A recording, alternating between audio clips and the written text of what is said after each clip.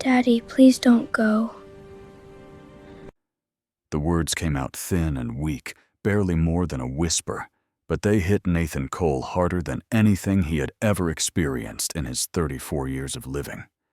His 6-year-old son Ethan lay in the hospital bed, his small body looking even smaller against the white sheets, his face pale under the harsh fluorescent lights of the pediatric cardiac unit at Seattle Children's Hospital.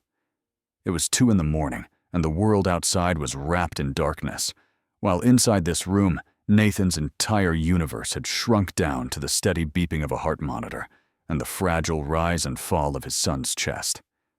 Nathan squeezed Ethan's tiny hand, feeling how cold his fingers were despite the warm blankets the nurses had piled on top of him. Just 4 hours ago, they had been at home eating macaroni and cheese, Ethan's favorite, while watching a documentary about dinosaurs. Ethan had been laughing about something a T-Rex had done on screen, and Nathan had thought to himself that maybe, just maybe, things were finally getting better. Then Ethan's laughter had turned into gasping, his lips had started turning blue, and Nathan had scooped him up and driven 90 miles an hour to the emergency room while calling 911, with one hand praying to a god he wasn't sure he believed in anymore. "I'm not going anywhere," Buddy Nathan said, his voice cracking despite his best efforts to stay strong. "Daddy's right here. I'm not leaving you." Ethan's eyes, the same deep brown as Nathan's own, were glassy with exhaustion and fear. The oxygen tube running under his nose made him look so vulnerable, so breakable, and Nathan had to fight the urge to gather him up and run away from this place, from all of it, from the doctors with their careful words, and the nurses with their pitying looks, and the machines that beeped out the rhythm of his son's struggling heart. "But your phone keeps buzzing," Ethan whispered. "You always look sad when your phone buzzes." Nathan glanced down at the device sitting on the chair beside him, its screen lighting up again with yet another notification. He didn't need to look to know what it was. His manager Richard had been sending increasingly angry emails for the past 3 hours, demanding to know where he was reminding him about the client presentation scheduled for 8 a.m, using words like unacceptable and consequences and commitment. There were 12 missed calls, 47 unread emails, and 3 voicemails that Nathan couldn't bring himself to listen to. "Don't you worry about my phone," Nathan said, reaching over and flipping the device face down without looking at it. "The only thing that matters right now is you getting better, okay? Everything else can wait." But even as he said the words, Nathan felt the weight of the lie pressing down on his chest. Everything else couldn't wait. Not really. His job at Hayes and Partners Consulting was the only thing keeping them afloat, paying for this hospital room, and all the others before it covering the medications that kept Ethan's fragile heart beating, putting food on their table and a roof over their heads. Without that job, they had nothing. And yet, sitting here in the dim light of this hospital room, watching his son struggle to breathe, Nathan couldn't bring himself to care about quarterly reports and client presentations and all the other things that had seemed so important just yesterday. The door opened softly, and Dr. Patterson stepped in. Her gray hair pulled back in its usual practical bun, her expression the careful mask of compassion that Nathan had come to know all too well over the past 3 years of hospital visits and medical emergencies. She checked the monitors, made notes on her tablet, and then turned to Nathan with the look that he had learned to both crave and dread, the look that meant she was about to tell him something important. "He's stable for now," Dr. Patterson said quietly, keeping her voice low, so as not to disturb Ethan, who had finally closed his eyes. "The episode was significant, but we got him here in time. His heart rate is normalizing." Nathan let out a breath he hadn't realized he'd been holding. "So he's going to be okay." Dr. Patterson hesitated, and that hesitation told Nathan everything he needed to know before she even opened her mouth again. "He's going to need to stay here for at least 2 more days for observation. And Nathan, I have to be honest with you about something." "What is it?" The doctor sat down in the chair across from him, and the fact that she was taking the time to be at his level, made Nathan's stomach clench with fresh anxiety. Doctors didn't sit down to deliver good news. Ethan's condition hasn't improved the way we hoped it would after the last surgery. Dr. Patterson said gently. The hole in his heart is smaller than it was, yes, but his overall cardiac function is still compromised. What I'm seeing in his charts, in his episodes, in the frequency of these emergencies, it tells me that stress is playing a major role in triggering these cardiac events. Stress. Nathan repeated confusion mixing with his fear. He's 6 years old. What does he have to be stressed about? Dr. Patterson gave him a look that was equal parts sympathetic and pointed. Children absorb the emotions of their environment more than we realize. When the people around them are stressed, anxious, exhausted children feel that. Their bodies respond to it. She paused, choosing her next words carefully. Nathan, when was the last time you slept more than 4 hours in a night? When was the last time you ate a proper meal that wasn't standing over the kitchen sink? When was the last time you felt genuinely calm and at peace? Nathan opened his mouth to answer and found that he couldn't. He genuinely couldn't remember. Every day for the past 3 years had been a blur of work deadlines and medical appointments, of phone calls that brought bad news, and bills that brought worse news, of holding Ethan during nightmares and holding himself together during daylight hours through sheer force of will. Calm and peace were luxuries he hadn't been able to afford since Rachel walked out and left him to handle everything alone. I know you're doing everything you can for him, Dr. Patterson continued. I see how much you love that boy, and I see how hard you're working to give him everything he needs. But Nathan, what Ethan needs most right now is stability. He needs routine and predictability. He needs a father who isn't running on empty, who isn't stretched so thin that he's about to snap.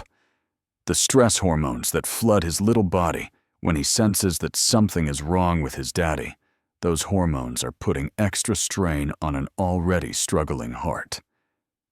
Nathan stared at her, the truth of her words sinking in like stones dropping into water. He had been so focused on providing for Ethan, on keeping the insurance that paid for his medical care, on earning the money that kept them housed and fed and alive, that he hadn't stopped to consider what his own deterioration might be doing to his son. Every time Nathan came home exhausted and snapped at something small, every time he sat at the dinner table staring at his phone while his mind raced through work problems, every time he lay awake at night with anxiety crushing his chest, Ethan had been absorbing all of that. His 6-year-old son had been carrying a burden that wasn't his to carry, and it was literally breaking his heart. What am I supposed to do? Nathan heard himself ask, and he hated how desperate his voice sounded. I can't quit my job. We need the money, the insurance, everything. Dr. Patterson reached over and patted his hand. I'm not telling you to quit your job, Nathan. I'm telling you that something has to change. The way things are going right now isn't sustainable, not for you and not for Ethan. If his environment doesn't become more stable, if his stress levels don't come down, we're going to keep having nights like this one. And eventually, she didn't finish the sentence. She didn't have to. After she left, Nathan sat alone in the dark room, listening to the soft sounds of his son's breathing and the steady beep of the heart monitor. His phone continued to light up with notifications, each one a reminder of the impossible situation he found himself in. Work needed him. Ethan needed him. And there was only one of him stretched so thin that he was practically transparent, failing at both roles, no matter how hard he tried. He thought about what his life had become over the past 3 years. Waking up at 5:30 every morning to get Ethan ready for school. Dropping him off and racing to the office by 8, already exhausted before the day had even begun. Sitting through meetings while his mind wandered to medication schedules and doctor's appointments. Getting the call in the middle of a presentation that Ethan had collapsed at school. Rushing to the hospital, explaining to his boss why he had to leave again, seeing the frustration and disappointment in Richard's eyes. Coming home late to a son who had eaten dinner alone, who had put himself to bed, because Daddy was still at the office, trying to make up for lost time. It wasn't a life. It was survival. And barely that. As dawn began to lighten the edges of the sky outside the hospital window, Nathan made a decision that would change everything. He couldn't keep doing this. He couldn't keep choosing between his job and his son, because every time he chose his job, Ethan paid the price. And now he had learned that even when he thought he was choosing Ethan by working so hard to provide for him, he was actually hurting him in ways he had never imagined. Something had to give. And for the first time in 3 years, Nathan accepted that the something might have to be his career. Before we continue, please tell us, where in the world are you tuning in from? We love seeing how far our stories travel. By the time Ethan was well enough to go home 2 days later, Nathan had made up his mind. The resignation letter existed only in his head for now, but it was already written, every word chosen with the careful precision of a man who knew he was about to walk away from everything he had worked so hard to build. As he carried Ethan through the hospital lobby and out into the bright Seattle morning, Nathan felt a strange mixture of terror and peace settling into his bones. He was about to do the most irresponsible thing he had ever done in his life, and somehow it felt like the only responsible choice left. The drive home was quiet, Ethan sleeping against the window with his favorite stuffed dinosaur clutched in his arms. Nathan watched the city pass by the tall glass buildings downtown, giving way to the smaller neighborhoods where they lived, and he thought about all the mornings he had driven this route in the opposite direction, leaving his son behind to chase success that had never quite materialized the way he had imagined it would. He had always told himself that the sacrifices were temporary, that things would get better, that there would be time later for all the moments he was missing now. But there was no later. Not really.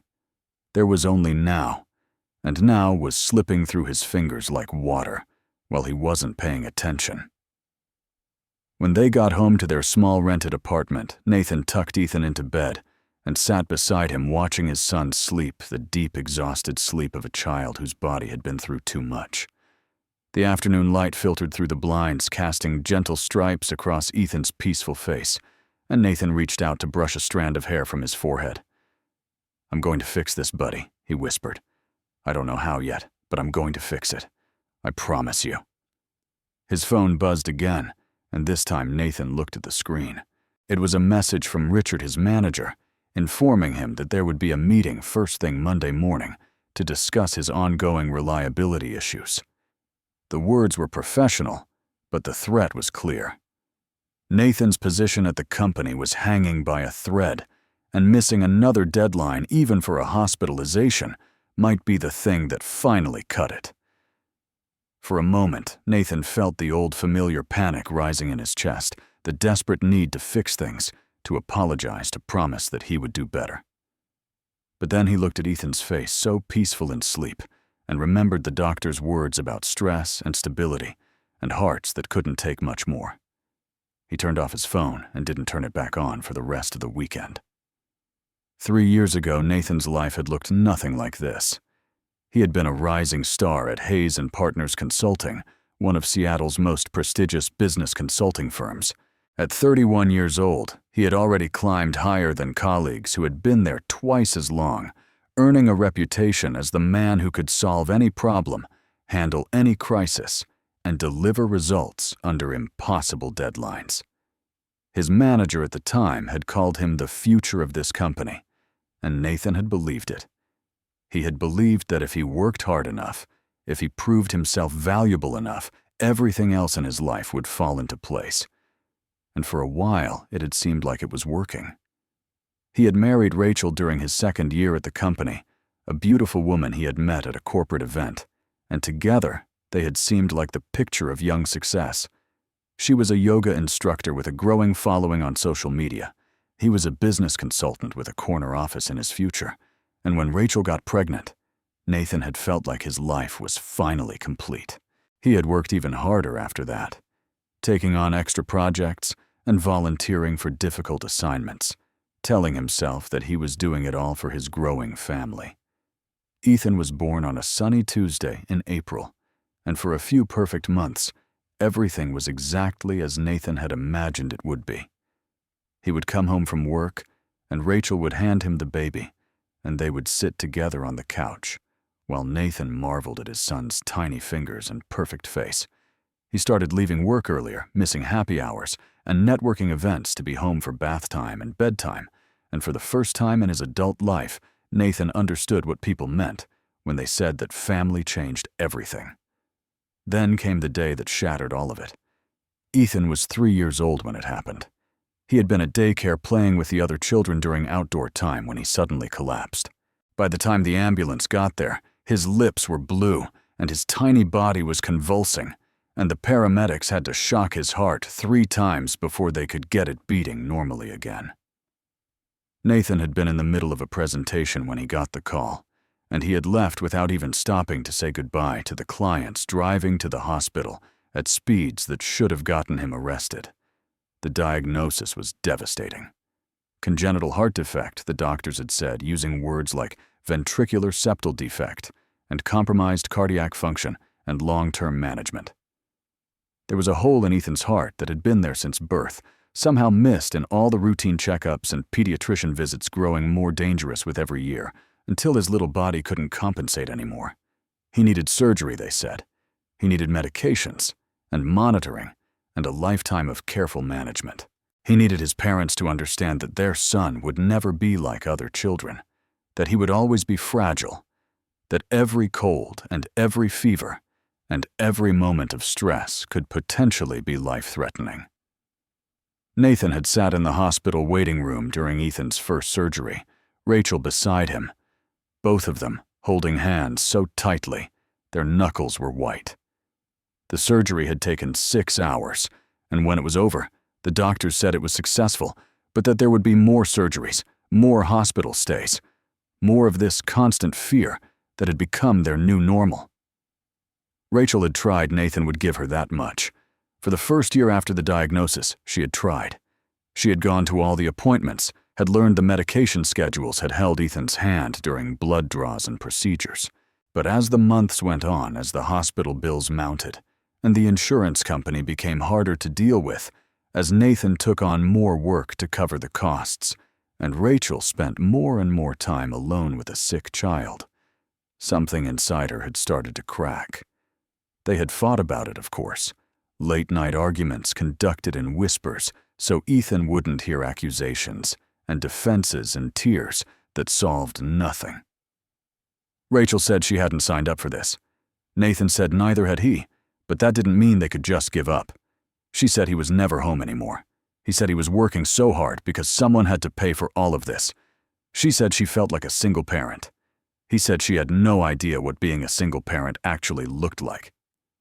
The morning Rachel left, Nathan had woken up alone in their bed, which wasn't unusual, because she had taken to sleeping on the couch some nights when they were fighting. But when he went downstairs, he found the note on the kitchen counter written on the back of an envelope in Rachel's looping handwriting. "I can't do this anymore. I'm not strong enough. I thought I could be, but I can't. I'm going to stay with Kyle in Miami for a while. Please don't try to contact me. I need space to figure out who I am without all of this. I'm sorry. I'm so sorry." Kyle was her personal trainer, a man with abs like a washboard, and apparently no moral qualms about pursuing married women. Nathan had suspected something was going on between them for months, but he had been too exhausted and too focused on Ethan to deal with it. Now, standing in his kitchen at 6 in the morning with a 3-year-old asleep upstairs, he realized he didn't have to deal with it anymore. Rachel had made the decision for both of them. The divorce papers arrived 3 weeks later. Rachel signed away full custody of Ethan without any fight at all, like their son was a piece of furniture she no longer wanted, rather than the child she had carried and nursed and supposedly loved. She agreed to pay minimal child support, which she stopped paying after 6 months, and she didn't ask for visitation rights. The last time Nathan heard from her directly was a text message on Ethan's 4th birthday. 3 words that he had never shown his son. "Tell him, happy birthday." That was 2 years ago. Ethan had asked about his mother a few times in the beginning, confused questions that Nathan had struggled to answer. Where did Mommy go? Why doesn't Mommy live with us anymore? Doesn't Mommy love me? Nathan had fumbled through explanations about how sometimes grown-ups have to live in different places, about how Mommy loved him very much, but had to be far away for a while. Eventually, Ethan stopped asking. He was too young to remember much of Rachel anyway, and soon she became just a vague concept rather than a real memory, a ghost that had drifted out of their lives without leaving much of a trace behind. Nathan had been devastated, of course, not because he missed Rachel specifically, because by the time she left, he had stopped loving her and had started merely tolerating her, but because he had believed in the idea of their family, had sacrificed so much for it, and now he was alone in a way he had never imagined he would be. He had no time to grieve properly, though. Ethan needed his medications given on schedule. Ethan needed to be fed and bathed and taken to appointments. Ethan needed bedtime stories and comfort when he woke up scared in the middle of the night. There was no room in Nathan's life for wallowing in self-pity, so he packed away his grief and his anger and his fear, and he became both mother and father to a sick little boy who deserved better than any of this. The first year alone was a blur of survival. Nathan learned to cook actual meals from YouTube tutorials, discovered that he was terrible at braiding hair, but that Ethan's teacher was kind enough to fix his attempts every morning, and figured out which hospital nurses would bend the rules to let him stay past visiting hours during the inevitable emergencies. He cut back at work where he could, but there was only so much cutting back he could do when they needed his salary and his insurance and every other benefit that came with full-time employment. He developed a routine.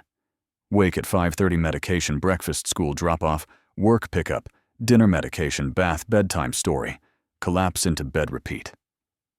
It wasn't living, but it was surviving, and surviving was all he could manage. But the cracks had started showing. Arriving late to work because Ethan had a rough morning.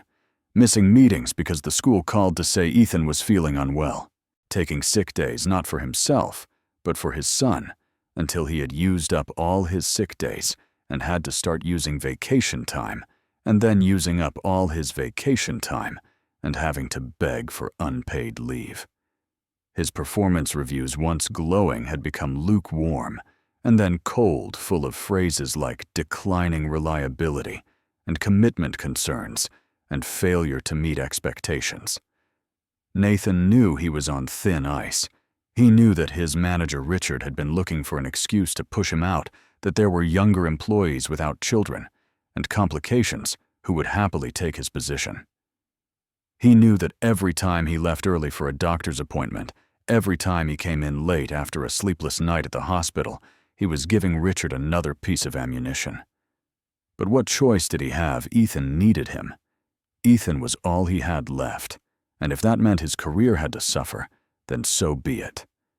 What he hadn't understood until that night in the hospital, until Dr. Patterson had sat down beside him and explained what his stress was doing to his son, was that the choice wasn't working. He had thought he was sacrificing his career for Ethan's sake, but all along his desperate attempt to hold on to both had been hurting the one thing that mattered most. His exhaustion, his anxiety, his barely contained panic had been poisoning the air his son breathed, putting strain on a heart that couldn't take any more strain. Something had to change. And by the time Monday morning arrived, Nathan knew exactly what that something would be. Monday arrived the way it always did, too early, and too bright, the alarm on Nathan's phone cutting through a sleep that had lasted barely 4 hours. He lay in bed for a moment, staring at the ceiling, feeling the weight of what he was about to do pressing down on his chest. Today was the day. Today he would walk into Hayes and Partners Consulting for what might be the last time submit his resignation, and pray that somehow, someway, he and Ethan would survive what came next. Getting Ethan ready for school felt different this morning. Nathan paid attention to every small moment in a way he hadn't let himself in months, noticing the way his son's hair stuck up on one side, no matter how much he tried to flatten it, the way Ethan hummed while eating his cereal, the way his small feet swung back and forth under the kitchen table because they were still too short to reach the floor. This boy, this precious, fragile, perfect boy, was worth more than any job, any amount of money, any career advancement Nathan had ever dreamed of. How had he let himself forget that? Daddy, you look sad. Nathan blinked, pulled out of his thoughts by Ethan's voice. His son was watching him with those two perceptive brown eyes, a spoonful of Cheerios suspended halfway to his mouth. I'm not sad, buddy, Nathan said, forcing a smile. Just thinking about some stuff. Is it work stuff? Your phone makes you think about work stuff a lot, and then you get that line between your eyebrows like this. Ethan scrunched up his face in an exaggerated frown, pointing to the spot above his nose. Nathan laughed despite himself. Yeah, it's work stuff. But you know what? Today, I'm going to talk to the people at work about making some changes, so maybe my phone won't make me so worried anymore. That would be good, Ethan said seriously. I don't like when you're worried. It makes my tummy feel funny. The innocent admission hit Nathan like a punch to the gut. Dr. Patterson had been right. Even at 6 years old, Ethan could feel his father's stress, could sense when something was wrong, and his little body internalized it until it manifested in symptoms he didn't understand. Nathan's worry was literally making his son sick. You know what Buddy Nathan said, reaching across the table to ruffle Ethan's hair? Starting today, I'm going to try really hard to worry less, because the most important thing in my whole life is making sure you're happy and healthy. Everything else is just extra. Ethan considered this with the solemn thoughtfulness of a child processing adult concepts, like how vegetables are extra, but dessert is the important part. Nathan laughed again, and this time it was genuine. Something like that, buddy. Something exactly like that. The walk to Ethan's school was only 6 blocks, and Nathan had started doing it on foot whenever the weather allowed, because those 12-minute 6 there and 6 back were often the only quality time they got on busy mornings. Today, he savored every step, pointing out things they passed. The neighbor's cat, sunning itself on the porch, the flowers starting to bloom in the community garden, the crossing guard who always had a smile and a wave for the kids. By the time they reached the school gates, Nathan felt something he hadn't felt in months. Peace, Daddy Ethan said, tugging on Nathan's hand as they approached the entrance. Are you going to pick me up today? Or is Mrs. Johnson was the elderly neighbor who had been watching Ethan after school, since Rachel left a grandmother of 5, who charged less than she should and cared more than Nathan deserved. She was one of the small miracles that had made their impossible life possible. I'm going to try really hard to pick you up myself today, Nathan said, kneeling down to Ethan's level. But if something comes up, Mrs. Johnson will be there, okay? Either way, I'll be home for dinner. I promise. Ethan studied his face for a moment, then nodded. Okay. I love you, Daddy. I love you too, buddy. More than anything in the whole world. He watched Ethan walk through the school gates, turning back twice to wave his small backpack, bouncing with each step. Nathan waved back until his son disappeared into the building, and then he stood there for a moment longer, gathering his courage for what came next. The Hayes and Partners building was a towering monument to corporate success, all glass and steel and sharp angles that reflected the Seattle skyline. Nathan had walked through these doors hundreds of times over the past 5 years, had ridden the elevator to the 12th floor where his department was located, had sat in meetings and given presentations and fought for promotions. Today, as he pushed through the revolving door and crossed the marble lobby, everything looked different, brighter somehow and further away, as if he were already beginning to separate himself from this place that had consumed so much of his life. The elevator ride felt longer than usual, and Nathan used the time to go over what he would say.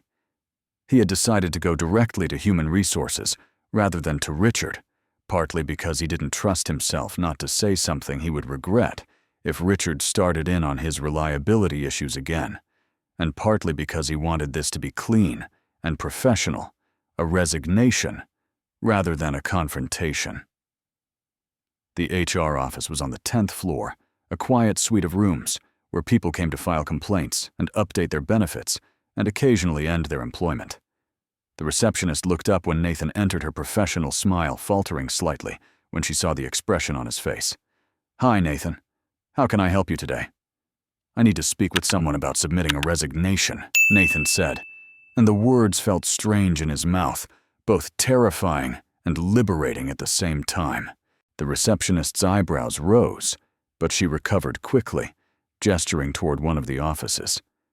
"Margaret is available right now. She can help you with that."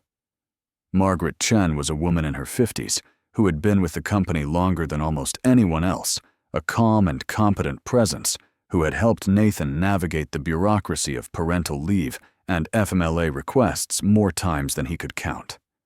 She looked up from her computer when he entered, and something in her expression suggested that she wasn't entirely surprised to see him. "Nathan, please sit down." She gestured to the chair across from her desk. "What can I do for you?"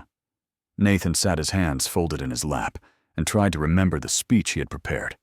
But now that the moment was here, all his carefully chosen words seemed to scatter, leaving only the raw truth. "I need to resign," he said simply, "effective immediately if possible. I know that's not standard, and I'm willing to work out a notice period if required, but my circumstances have changed, and I can't continue in my current position anymore." Margaret studied him for a long moment, her expression unreadable. "May I ask what's changed, my son?" Nathan said, and his voice cracked on the word. He took a breath and tried again. "My son's health has gotten worse. His doctors are saying that he needs more stability, more consistency in his life, and I can't provide that while working the hours this job requires. I've tried to make it work for 3 years, but I'm failing at both things, and he's the one paying the price for my failure." There was a silence in the room, heavy with the weight of what Nathan had just admitted. Then Margaret reached into her desk drawer and pulled out a form, sliding it across the desk toward him. "This is the standard resignation form," she said quietly. "But Nathan, before you sign anything, I want you to know that I understand. I had to make a similar choice 20 years ago when my daughter was diagnosed with leukemia. I left a job I loved because she needed me more. I've never regretted it for a single day." Nathan felt tears prick at the corners of his eyes, unexpected and unwelcome in this professional setting. "I just don't see any other option," he said. "I've tried everything. Flexible schedules, working from home when I can, coming in early and staying late to make up for time lost.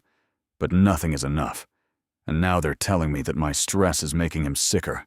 I'm literally killing my son by trying to provide for him. Have you talked to anyone in leadership about this?" Margaret asked. "About alternative arrangements?" Nathan let out a bitter laugh. Richard made it pretty clear in his last performance review that the company needs people who can commit fully to their roles. He said that personal circumstances can't continue to be an excuse for substandard performance. His words, not mine. Margaret's lips tightened almost imperceptibly, but she said nothing. Instead, she slid a pen across the desk toward him. "If you're certain this is what you want to do, I need your signature on this form. But Nathan, I want you to know that this resignation will go up the chain for review before it's finalized. That's standard procedure for anyone at your level." Nathan nodded, picking up the pen. He stared at the blank signature line for a moment, thinking about everything it represented.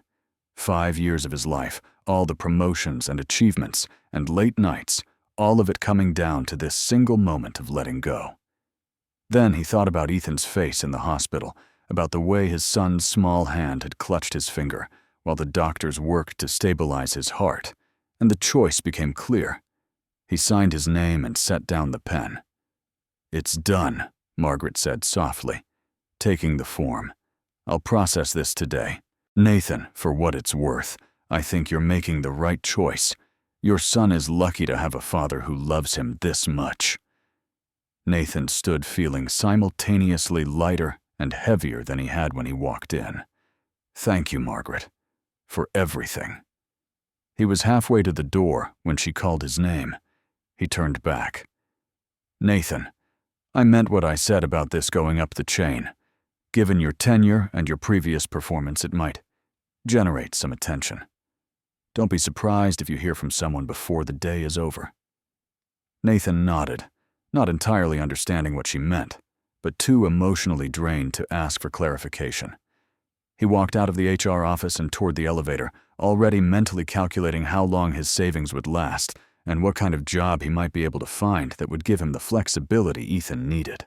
He didn't know it yet, but his resignation letter was already making its way up the chain of command, passing through inboxes and generating raised eyebrows, and finally landing on a desk on the top floor of the building where a woman with blonde hair and tired eyes would read it and see something in the story between the lines that would change everything. The elevator carried Nathan back up to the 12th floor, where he would spend what he assumed were his final hours at Hayes and Partners, packing up his desk and saying goodbye to the few colleagues who had become something like friends over the past 5 years. His mind was already elsewhere, running through lists of things he needed to do. Update his resume file for unemployment, look into COBRA coverage, so Ethan wouldn't lose his health insurance. When the doors opened, he stepped out into the familiar hallway. His desk was near the window, a position he had earned after his first promotion, and the morning sunlight was streaming through the glass as he approached it. The space was cluttered with the artifacts of 5 years of work, stacks of files, a coffee mug that said, "World's Okayest Employee," a gift from a colleague who appreciated dark humor, and a small framed photo of Ethan that Nathan looked at whenever the day got too hard, and he needed to remember why he was doing any of this. He picked up the photo first, running his thumb across the glass.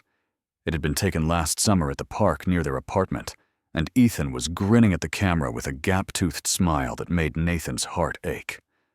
This boy, this perfect, fragile, wonderful boy, was the reason for everything. Every sacrifice, every sleepless night, every moment of stress and fear had been for him. And now, finally, Nathan was choosing to prioritize him the way he should have been prioritizing him all along. "Hey, Nathan, everything okay?" He turned to find Sarah, one of the junior analysts on his team, watching him with concern. They had worked together on several projects over the years, and she was one of the few people in the office who had expressed genuine sympathy about his situation, rather than thinly veiled judgment. "Yeah," Nathan said. And then, because there was no point in hiding it, "Actually, I just submitted my resignation. I'm leaving the company." Sarah's eyes went wide.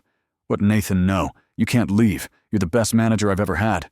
He smiled sadly. "Thanks, Sarah, but I don't really have a choice. My son needs me, and this job, it just doesn't leave enough room for him. Something had to give. Richard pushed you out, didn't he?" Sarah's voice had gone hard. "I've seen the way he talks to you, the way he looks at you when you have to leave for appointments. It's not right. It's not just Richard," Nathan said, though he appreciated her loyalty. "It's the whole situation. I can't be the employee this company needs and the father my son needs at the same time.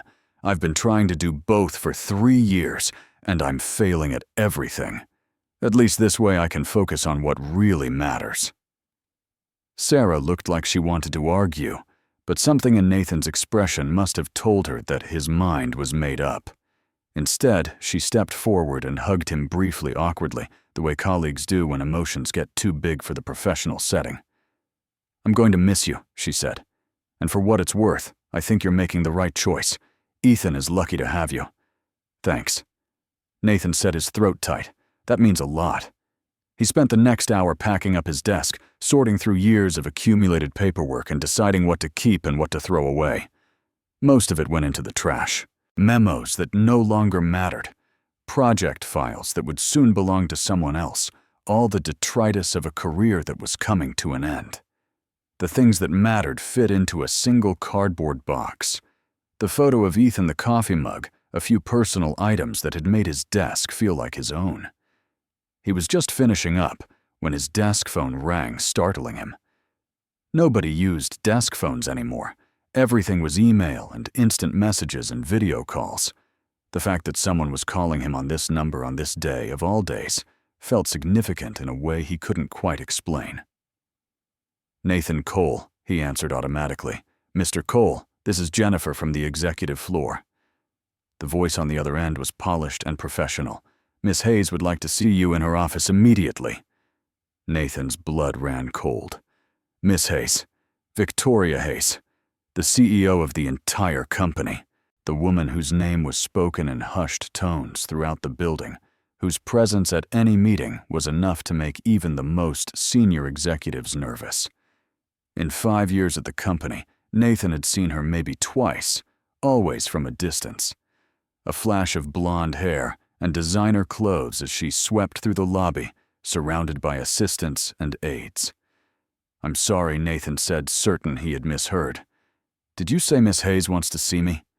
"That's correct, Mr. Cole. She's available right now. I'll send someone down to escort you." The line went dead before Nathan could respond, leaving him standing at his desk with the phone pressed to his ear and his heart hammering in his chest. The CEO wanted to see him, about his resignation. Presumably, though he couldn't imagine why someone at that level would care about a mid-level operations manager walking out the door. Unless he had done something wrong. Unless there was some exit process he had violated, some protocol he had broken by trying to leave immediately. The escort arrived within minutes, a young man in a suit who looked barely old enough to be out of college. He led Nathan to a private elevator that Nathan hadn't even known existed, one that required a keycard to operate, and went directly to the executive floor without stopping at any other level. The ride felt interminable, the silence pressing in around them, and Nathan tried to calm his racing thoughts by focusing on his breathing. The doors opened onto a different world. The executive floor was nothing like the rest of the building, where the lower floors were all open-plan offices and fluorescent lights and cramped cubicles. This floor was all space and elegance and natural light. The floors were polished hardwood. The walls were decorated with what looked like original artwork. Floor-to-ceiling windows offered a panoramic view of the Seattle skyline, the waters of Puget Sound glittering in the distance. The escort led him down a hallway to a set of double doors, knocked once, and then gestured for Nathan to enter. He pushed the door open and stepped inside, feeling like he was crossing a threshold into a world where he didn't belong. The office was enormous, bigger than Nathan's entire apartment, with a sitting area near the windows and a massive desk at the far end. Behind the desk, silhouetted against the bright afternoon light, a figure stood with her back to the door, apparently studying something on the wall. "Mr. Cole," a voice said, smooth and professional, "please come in. Close the door behind you." Nathan did as he was told, his footsteps muffled by the thick carpet as he approached. The figure at the window turned slowly, and Nathan finally got his first close look at Victoria Hayes. She was beautiful in a way that seemed almost aggressive, the kind of beauty that commanded attention and demanded to be taken seriously. Her blonde hair fell in soft waves past her shoulders, catching the sunlight and gleaming like spun gold. She was wearing a red dress that fit her perfectly, elegant and professional, but undeniably striking, the kind of outfit that conveyed power as much as style. Her eyes were sharp and intelligent, the blue of them so pale it was almost silver, and they studied Nathan with an intensity that made him feel like he was being read like a book. But what surprised him most, what he hadn't expected at all, was the tiredness in her face. Behind the perfect makeup and the commanding presence, there were shadows under her eyes and lines of fatigue around her mouth. This was a woman who worked too hard, who carried too much, who was perhaps more familiar with exhaustion than she wanted anyone to know. "Please sit," Victoria said, gesturing to one of the chairs across from her desk. Her voice was cooler than he had expected, more controlled. "Thank you for coming on such short notice." Nathan sat, his hands folded in his lap, feeling completely out of his depth. "I wasn't aware I had a choice, ma'am." The ghost of a smile crossed her face. "You always have a choice, Mr. Cole. That's rather the point of this meeting." She moved around the desk and sat down across from him, picking up a piece of paper that Nathan recognized immediately. His resignation letter. She had it on her desk, which meant she had read it, which meant she knew why he was leaving. I have to admit, Victoria said, studying the letter. When this crossed my desk this morning, I was intrigued. 5 years with the company, consistently excellent performance reviews until recently, a reputation for being calm under pressure and a problem solver. And then this. She tapped the paper with one manicured finger. A sudden resignation, effective immediately, citing personal circumstances. With all due respect, ma'am, I'm not sure why my resignation would warrant the attention of the CEO. Call me Victoria, and it warrants my attention because I make it my business to understand why good employees leave. She set the letter down and fixed him with that penetrating gaze. So tell me, Mr. Cole, why are you really leaving? The question hung in the air between them, and Nathan felt something shift inside him. He had been prepared to give the professional answer, the sanitized version about needing to focus on family and wishing the company well. But there was something in Victoria's expression, something in the way she was looking at him that made him want to tell the truth. My son, he said, and the words came out rougher than he intended. My son has a congenital heart defect. He's 6 years old, and he's been in and out of hospitals for the past 3 years. His mother left when he was 3 because she couldn't handle it, and I've been raising him alone ever since. Victoria's expression didn't change, but something flickered in her eyes. She said nothing, just waited for him to continue. I've tried to make it work. Nathan went on, the words coming faster now, like a dam breaking. I've tried to be the employee this company needs and the father he needs. I've stayed late to make up for time lost at appointments. I've worked weekends to cover for days spent in hospital rooms. I've done everything I can think of to prove that I'm still committed, still valuable, still worth keeping around. He paused, his throat tight. But last week, Ethan had another cardiac episode. I spent 2 nights in the hospital with him, watching monitors and praying and holding his hand while he struggled to breathe. And his doctor told me something that I should have understood a long time ago. What did she tell you? Victoria's voice was quiet, now gentle, in a way that surprised him. She told me that my stress is making him sicker, that children absorb the emotions of their environment, that my exhaustion and anxiety are putting strain on his already fragile heart. She told me that what he needs most isn't money or insurance, or any of the things I've been killing myself to provide. What he needs is stability. What he needs is a father who isn't running on empty. Nathan looked down at his hands, unable to meet Victoria's eyes. So I made a choice. I chose him. I don't know how we're going to survive financially. I don't know what's going to happen with his insurance. I don't have a plan. But I know that I can't keep doing this, can't keep choosing a job over my son. Because every time I do, he's the one who pays the price.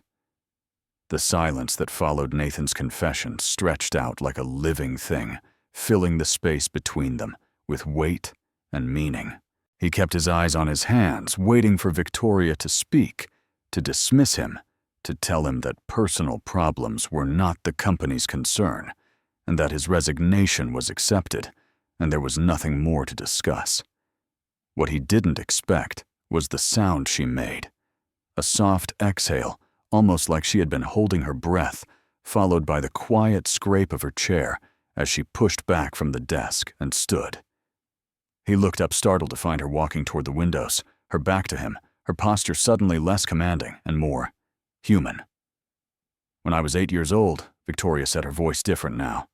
Softer, and further away, my mother was diagnosed with ovarian cancer. Stage 3. They gave her 2 years, maybe 3, if the treatments worked. Nathan said nothing, sensing that she needed to tell this story, that it was somehow connected to why he was here in this office instead of on his way home. My father was an executive at a company not so different from this one. He worked constantly, 16-hour days, weekends, holidays. He used to say that he was doing it for us, for my mother and me, that the money would give us security, that his success would mean we would never have to worry about anything. She turned slightly, her profile catching the light. But what my mother needed wasn't money. What she needed was time. Time with her husband. Time to be held and cared for, and told that she mattered more than any board meeting or quarterly report. Time that my father never gave her, because he was always so busy being successful. Nathan felt a chill run down his spine. He knew where this story was going, could see it unfolding like a tragedy that had already happened, and his heart ached for the little girl Victoria had once been. She died on a Tuesday night. Victoria continued, her voice steady but hollow. She had been asking for my father all day, but he was in a meeting. An important meeting, he said. One he couldn't miss. By the time he got to the hospital, she had been gone for 20 minutes. She paused. 20 minutes. That's how long it took for the most important meeting of his life to end, so he could get to his wife's deathbed. 20 minutes too late. Victoria, I'm so sorry. Nathan's voice came out hoarse, barely a whisper. She turned to face him fully, and he saw that her eyes were bright with unshed tears, though her face remained composed. I was 8 years old, sitting in that hospital room, holding my mother's hand as she took her last breath. And my father wasn't there. He missed it because of work, because he thought the company needed him more than his dying wife did. She walked back toward the desk, but instead of sitting behind it, she sat in the chair next to Nathan's, putting them on equal footing. This close, he could see the fine lines around her eyes, the evidence of too many late nights and too much responsibility carried alone. I built this company to be different, Victoria said. When I took over as CEO 4 years ago, I swore that what happened to my family would never happen here. That we would be a place where people didn't have to choose between their careers and the people they loved. That success wouldn't require the kind of sacrifice that destroyed my father and killed my mother. She picked up his resignation letter from the desk and held it between them. But I've learned that good intentions aren't enough. Policies on paper don't change reality. And somewhere along the way, I got so busy running this company that I stopped seeing the people in it. I stopped noticing when someone like you was drowning. Nathan didn't know what to say. He had come into this office expecting judgment, maybe even hostility. And instead, he had found understanding from the last person he would have expected. Your resignation letter tells me that you're a good employee who's been pushed to the breaking point. Victoria continued. But what it doesn't tell me is that you're a good man, a good father, someone who's been doing an impossible job alone and managing to stay afloat far longer than most people would. She set the letter down. I've had HR pull your file. I've seen the pattern. The leave requests, the emergency absences, the way your performance reviews have changed over the past 3 years. I've also seen the notes from colleagues who describe you as one of the most reliable and capable people they've ever worked with. I don't understand, Nathan said slowly. Why are you telling me all this? Victoria leaned forward slightly, her pale eyes meeting his with an intensity that made him feel seen in a way he hadn't felt in years. Because I'm not accepting your resignation, Nathan. Not like this. I accept that you need to leave your current position. That's clear, and forcing you to stay in a role that's destroying you would help no one. But I'm not accepting losing you entirely. Not when you've given this company 5 years of your life and asked for nothing in return but the chance to do your job while caring for your son. Nathan's mind was racing, trying to process what was happening. What are you proposing? A new position? Something that doesn't exist yet, but will by the end of this week. Remote operations consultant, a role that can be done almost entirely from home, with flexible hours built around your son's schedule.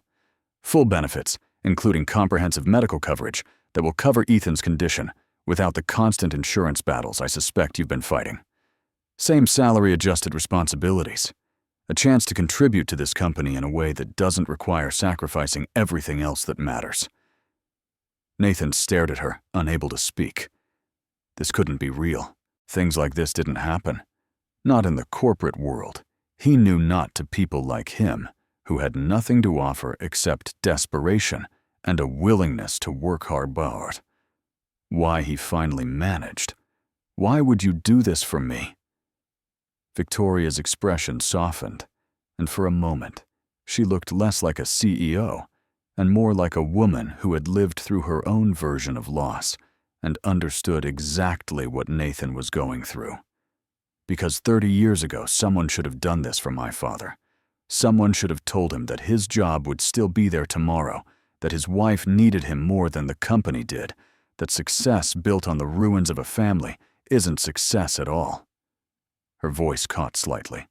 No one told him that, and he spent the rest of his life regretting it, drinking himself into an early grave because he couldn't live with what he had lost. She reached across the space between them and touched Nathan's hand briefly, a gesture that felt somehow more significant than any handshake or formal agreement. I can't change what happened to my family, but I can change what happens here, to you and to others like you. I can make this company into the place it should have been all along, a place where people like Nathan Cole don't have to choose between their children and their careers, where being a good parent isn't a liability, but an asset. Nathan felt tears burning in his eyes, and for once, he didn't try to fight them back. I don't know what to say. I never expected. You don't have to say anything right now, Victoria said gently. Go home, be with your son. Take a few days to think about it, and if you decide this is what you want, come back and we'll work out the details. She stood, and Nathan rose automatically with her. But Nathan, I want you to know something. What's that? You're not failing. Not as a father, not as an employee, not as a person. You've been handed an impossible situation, and you've done everything in your power to hold it together. The fact that you're standing here, that you were willing to sacrifice your career for your son's health, that tells me everything I need to know about what kind of man you are. She walked him to the door, and as she opened it, she added one last thing that would stay with Nathan for the rest of his life. The resignation I accept, Victoria said, but losing you, that I won't allow. You're exactly the kind of person this company needs. Not despite your circumstances, but because of them. Because you understand what really matters. And maybe if you let me, I can help you hold on to both. Nathan walked out of Victoria's office in a daze, his mind struggling to process everything that had just happened. The escort led him back to the private elevator, and he rode down to the lobby without really seeing where he was going, replaying the conversation in his head over and over. She had offered him a lifeline. Not out of pity, but out of genuine understanding out of her own wounds and losses that had shaped her into the kind of leader who saw employees as people rather than resources. And for the first time in 3 years, Nathan allowed himself to feel something he had almost forgotten existed: hope. He collected his box of belongings from his desk, said a distracted goodbye to Sarah and a few other colleagues, and made his way out of the building into the bright afternoon sun. The world looked different somehow, the colors sharper, the air fresher, as if a veil had been lifted from his eyes. He walked the familiar route toward Ethan's school, his feet knowing the way even while his mind was elsewhere. He arrived just as the final bell rang, joining the cluster of parents and caregivers waiting at the gates. Most of them were women, mothers and grandmothers and nannies. And Nathan had grown used to being the odd one out, the single father, in a world that still expected mothers to be the ones handling pickups and doctor's appointments and all the invisible work of raising children. Today, though, he didn't mind. Today, being here felt like exactly where he was supposed to be. Ethan emerged from the building a few minutes later, his backpack bouncing against his small frame, his face lighting up when he spotted Nathan in the crowd. "Daddy." He ran forward and launched himself into Nathan's arms with the full-body enthusiasm that only children possessed. "You came. You really came." Nathan held his son tight, breathing in the smell of playground dirt and school lunch and the indefinable sweetness that was uniquely Ethan. "I told you I would try, didn't I?" "Yeah, but you always say that." And then Mrs. Johnson comes instead. "Not that I don't like Mrs. Johnson," Ethan added quickly with the diplomatic awareness of a child who had learned not to hurt feelings. "But I like it better when you come." "Well, buddy, here's some good news." Nathan set Ethan down and crouched to his level, looking into his son's bright eyes. "I'm going to be able to pick you up more often from now on. A lot more often." Ethan's eyes went wide. Really? But what about work? Work is going to be different now. I'm going to be able to do a lot of it from home, which means I'll be around more. More pickups, more dinners together, more time for us. For a moment, Ethan just stared at him as if he couldn't quite believe what he was hearing. Then his face split into the biggest grin Nathan had ever seen, and he threw his arms around his father's neck again. That's the best news ever, Daddy. The best news in the whole world. They walked home together hand in hand, Ethan chattering about his day. The drawing he had made in art class, the game he had played at recess, the funny thing his teacher had said that he couldn't quite remember. But it was really funny, he promised. Nathan listened to every word, drinking in the simple joy of being present with his son, of not having his mind split between this moment and the work waiting for him back at the office. That evening after dinner and homework, and the bedtime story that Ethan insisted on, even though he claimed he was too old for bedtime stories. Nathan sat alone in the living room and let himself think about Victoria's offer. The rational part of his brain was listing all the reasons to be cautious. What if the new position didn't work out? What if there were strings attached? What if this was too good to be true? But another part of him, the part that had been so tired for so long, whispered that maybe, just maybe, he had finally caught a break. He thought about Victoria's story about the little girl who had watched her mother die while her father was in a meeting. He thought about how she had built an empire and still carried that wound, how she was using her power to try to prevent others from experiencing the same loss. And he thought about how rare it was to find someone in a position of authority who actually understood what people like him went through, who didn't see family obligations as weaknesses to be exploited, but as sacred responsibilities to be honored. His phone buzzed with an email notification, and Nathan picked it up, almost reluctantly, bracing himself for some crisis that would shatter the peace of the evening. But it wasn't work. It was a message from Victoria Hayes. Nathan, I hope you made it home safely and had a good evening with your son. I meant everything I said today. I'm having my team draw up the formal offer for the new position, which should be ready for your review by end of week. But I wanted to reach out personally to say one more thing that I didn't get a chance to say in the office. Thank you.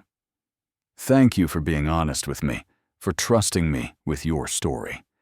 It reminded me why I do this work and why it matters. I look forward to working with you in whatever capacity you choose. Victoria. Nathan read the email 3 times each time, noticing something new. The warmth beneath the professional language, the way she had signed it with just her first name, the genuine gratitude that seemed to flow through every word. This woman, this CEO who could have anyone in the world working for her, was thanking him for being honest, for being himself. He typed a response with trembling fingers. Victoria, thank you for everything, for seeing me when I felt invisible, for understanding when I expected judgment, for offering hope when I had none left. I don't have words for what today meant to me, but I will spend however long I work for this company trying to prove that your faith wasn't misplaced. I'll be ready to discuss the details whenever you are. And Victoria, thank you for sharing your story with me. I know that couldn't have been easy. Your mother would be proud of the person you've become. Nathan. He sent the email before he could second-guess himself, then set the phone aside and stared at the ceiling, feeling something shift in his chest. For the first time in 3 years, the future didn't look like an endless tunnel of struggle and survival. It looked like a door opening onto something better, something he had been too afraid to believe he deserved. Outside, the sun had set completely, and the city lights were beginning to twinkle through the window like earthbound stars. Nathan closed his eyes and let himself imagine a life where he didn't have to choose between being a good father and being a good employee. A life where Ethan's smile wasn't something he saw mainly in photographs because he was never home. A life where hope was allowed to exist alongside all the fear and uncertainty. For the first time in longer than he could remember, Nathan Cole went to sleep without dreading what the morning would bring. The days that followed Nathan's meeting with Victoria passed in a strange twilight of anticipation and disbelief. He went about his normal routine, making breakfast, walking Ethan to school, picking him up in the afternoons. But everything felt charged with potential, like the moment before a storm breaks or a flower blooms. He kept checking his email, waiting for the formal offer that Victoria had promised, half expecting it to never come, to have been some kind of elaborate dream, born of exhaustion and desperation. But on Friday morning, exactly as she had said, the email arrived. It was from the HR department, a formal letter attached outlining the new position of remote operations consultant, complete with salary information, benefit details, and a job description that seemed almost custom designed around Nathan's specific situation. Flexible hours with core availability windows that could be adjusted based on medical appointments. Remote work capability with occasional in-office meetings that would be scheduled well in advance. Full medical coverage through the company's premium plan, which would cover Ethan's condition with minimal out-of-pocket expenses. And the salary was the same as his previous position, with a note that performance reviews would be conducted based on output rather than hours logged. Nathan read through the document 3 times, looking for the catch, the fine print that would reveal this was too good to be true. But there was nothing. It was exactly what Victoria had promised, a genuine opportunity to continue contributing to the company while prioritizing his son's health and well-being. Attached to the formal offer was a personal note from Victoria. Nathan, I hope this meets your needs. If there's anything that doesn't work for Ethan's schedule, let me know and we'll adjust. The goal isn't to fit you into a predetermined box. It's to create something that works for your family.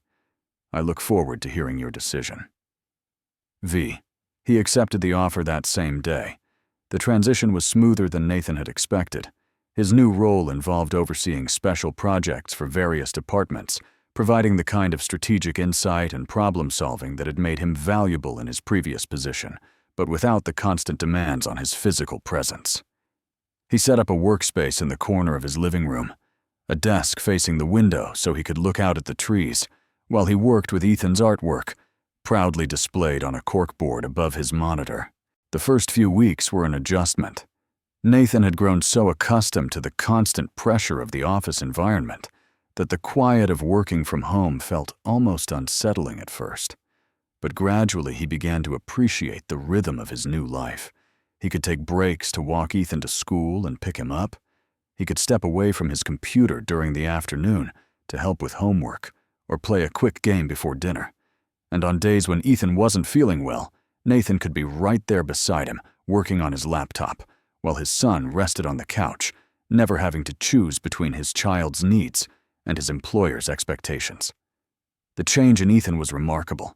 Within the first month, the dark circles under his eyes began to fade, and his energy levels improved noticeably. Dr. Patterson commented at his next checkup that his vital signs were more stable than they had been in over a year, and she attributed it directly to the reduction in household stress.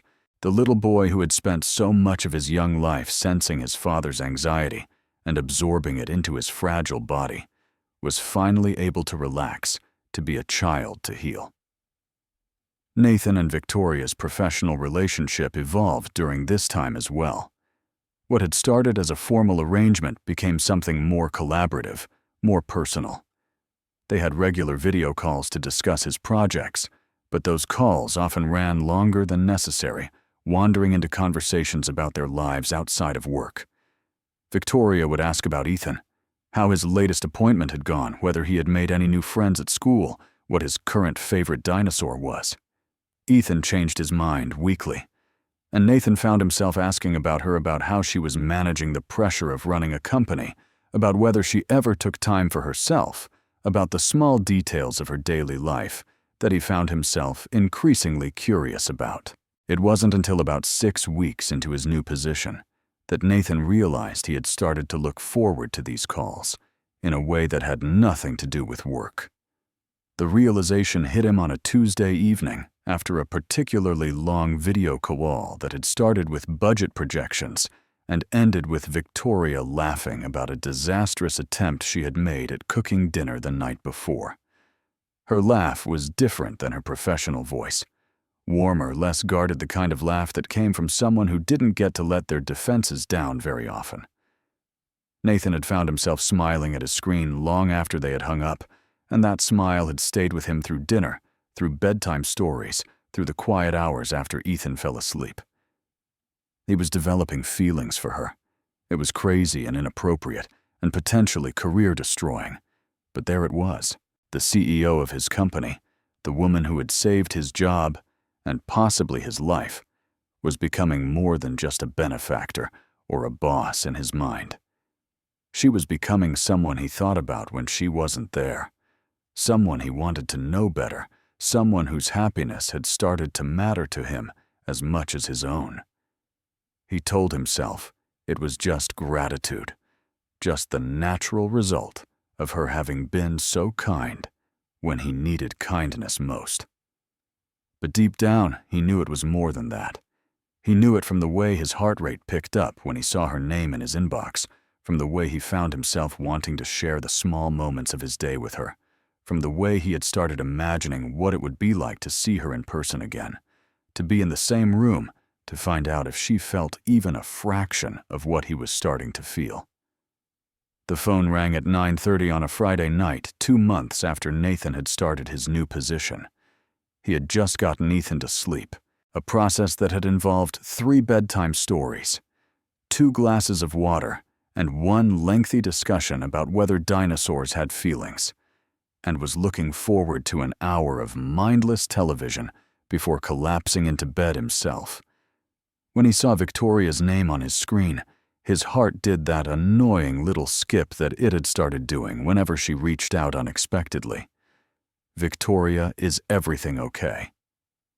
There was a pause on the other end, and when she spoke, her voice sounded different. Smaller, somehow less certain than the confident CEO he had come to know. "I'm sorry for calling so late. I hope I didn't wake Ethan." No, he just went down. What's going on?" Another pause, longer this time. "I don't actually know why I called. I was sitting here in my apartment and I started thinking about things, and somehow I just wanted to hear a friendly voice. I'm sorry. I shouldn't have bothered you. It's unprofessional." "Hey," Nathan softened his voice, hearing something in her tone that worried him. "It's not unprofessional. It's human. What's wrong?" He heard what might have been a sharp intake of breath, or maybe just static on the line. "It's my mother's birthday today." Or it would have been. She would have been 72 years old. Nathan's chest tightened. 28 years since her mother had died, and Victoria still carried that loss with her, still marked the days that should have been celebrations, but had become anniversaries of absence instead.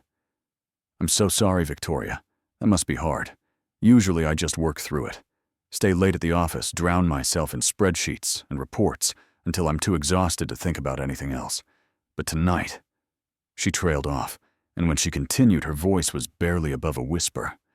"Tonight the apartment felt too quiet, and I couldn't stop thinking about her, about how different things might have been." Nathan moved to the couch and settled in, phone pressed to his ear, giving her his full attention. "Tell me about her. What was she like?" For a moment he thought Victoria might deflect, might change the subject back to something safer and more professional. But instead, she started talking slowly at first, and then, with more feeling like a dam, breaking after holding back too much water for too long. She was warm. That's the first thing anyone noticed about her. This warmth that seemed to radiate from her even when she wasn't trying. She made everyone feel welcome, feel seen. Our house was always full of people when I was young. Neighbors, friends, distant relatives who somehow ended up staying for dinner.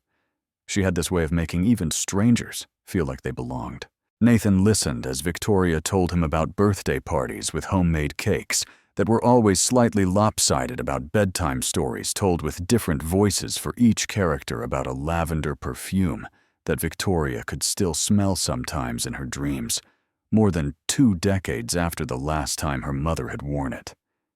She used to bake cookies every Sunday, Victoria said, and there was something almost like a laugh in her voice. They were always a little burned on the bottom because she would get distracted talking to someone and forget to check the oven. But we ate them anyway, because she had made them with love, and that mattered more than perfection. She sounds wonderful. She was. She was everything. Victoria's voice cracked, and she deserved so much better than dying alone in a hospital room while her husband was in a meeting. She deserved someone who put her first, who saw that nothing else mattered as much as being there for the people you love.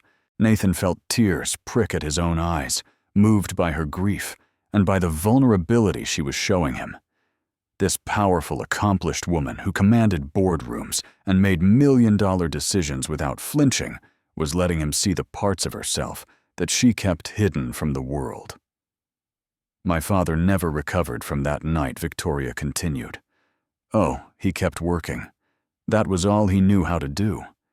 But something in him died with her. He started drinking at first, just in the evenings to help him sleep, but then more and more, until it was rare to see him sober. He died of liver failure when I was 24. By the end, he didn't even recognize me. He just kept calling for her for Elena, asking why she wasn't there. Victoria, I'm so sorry. I had no idea you'd lost both of them. Not many people do. It's not something I talk about.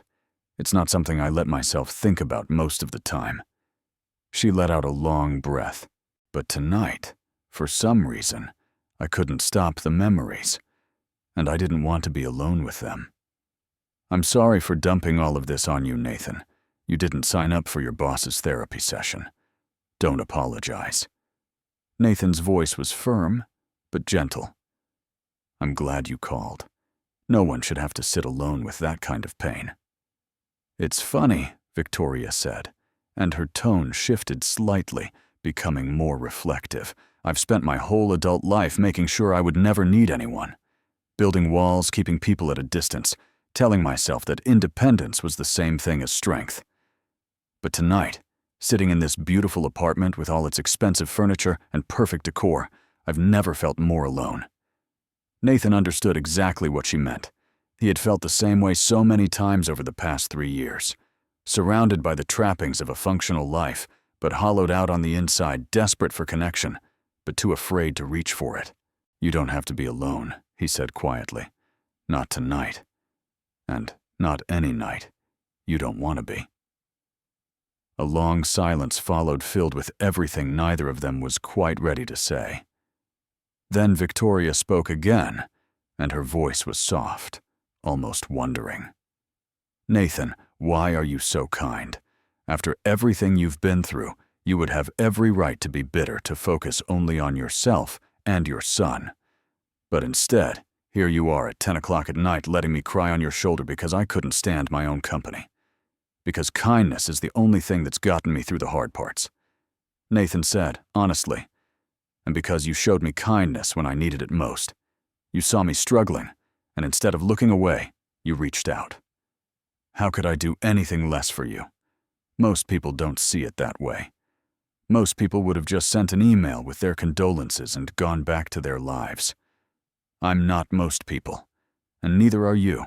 The call lasted another 2 hours, winding from grief to lighter topics, from Victoria's memories of her mother to Nathan's stories about Ethan, from the challenges of leadership to the joys of parenthood. By the time they finally said goodnight, something had shifted between them. The barrier of professionalism had cracked, revealing two people who were both carrying old wounds, both longing for connection, both afraid to hope for something more. Nathan lay in bed afterwards, staring at the ceiling and thinking about the woman on the other end of that phone call. She was his boss. She was wealthy and powerful, and operating in a world completely different from his. By every rational measure, he should keep his feelings to himself and maintain appropriate boundaries.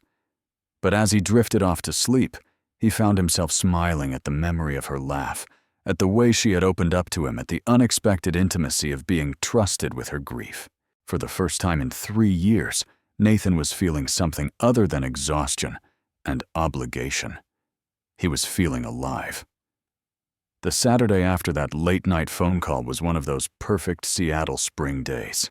the kind where the sun decided to make an appearance, the clouds pulled back like curtains, and the whole city seemed to exhale with relief after months of gray drizzle. Nathan decided to take Ethan to Woodland Park, their favorite weekend destination for some fresh air and outdoor time. He packed a picnic lunch, sandwiches and apple slices, and the cookies Ethan insisted were necessary for any proper adventure. And they set out with no agenda except enjoying each other's company.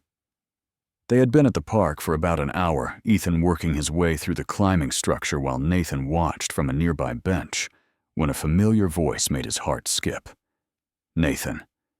He turned and there she was, Victoria Hayes, standing a few feet away in jeans and a casual blouse, her blonde hair loose around her shoulders, instead of in its usual professional style.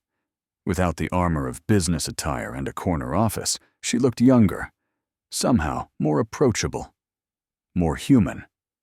Victoria. He stood up surprised and suddenly very aware of his worn-out sneakers and the grass stains on his jeans from where Ethan had tackled him earlier. "What are you doing here?" She smiled, and it was different from her professional smile, warmer, slightly uncertain. "I live about 3 blocks from here. I was just out for a walk, trying to enjoy the sunshine before Seattle remembers it's supposed to rain. I didn't expect to see anyone I knew." Small world. Nathan felt a smile spreading across his own face, unable to suppress the rush of pleasure at seeing her unexpectedly. "I come here a lot with Ethan. It's his favorite park." As if summoned by his name, Ethan came running over his face, flushed with exertion, and his hair sticking up in approximately 17 different directions. "Daddy, Daddy." I went down the tall slide. The really tall one. "And I only screamed a little bit, that's great." Buddy Nathan caught him as he arrived, steadying his excited squirming. "Hey, there's someone I want you to meet." "Ethan, this is Victoria. She works with Daddy." Ethan turned to look at Victoria, with the frank appraising stare that only children could pull off. His eyes traveled from her face to her hair, to her shoes, taking in every detail with the thoroughness of a tiny detective. "You have really pretty hair," he announced finally. "It's like a princess in a movie." "Are you a princess?" Victoria let out a surprised laugh, genuine and delighted. "No, I'm afraid not. Just a regular person." "That's what a princess would say if she was trying to be humble," Ethan said sagely. He turned to Nathan. "Daddy, I think she might be a princess. Buddy, not everyone with nice hair is royalty. But she could be." Ethan returned his attention to Victoria, clearly unwilling to abandon his theory. "Do you have a castle?" "I have an apartment," Victoria said, playing along. "It's on the top floor of a tall building. Does that count?" Ethan considered this seriously. "Maybe." "Do you have servants?" Nathan felt his face flushing. You can't ask people if they have servants. But Victoria was laughing again, that warm, unguarded laugh that Nathan had heard on the phone the other night. "I have someone who cleans my apartment once a week. Does that count?" "I guess so." Ethan apparently decided that the servant question was less important than his next priority. "Do you want to come see me go down the tall slide? It's really scary, but I'm really brave now." Victoria glanced at Nathan, a question in her eyes.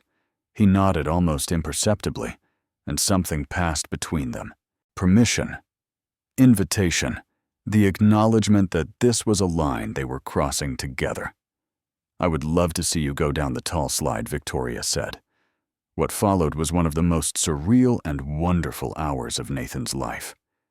He watched from the bench as Victoria followed Ethan around the playground, listening with apparent fascination as he explained the relative merits of different slides, held her hand as he showed off his climbing skills, and engaged in a very serious discussion about which dinosaurs could beat which other dinosaurs in a fight.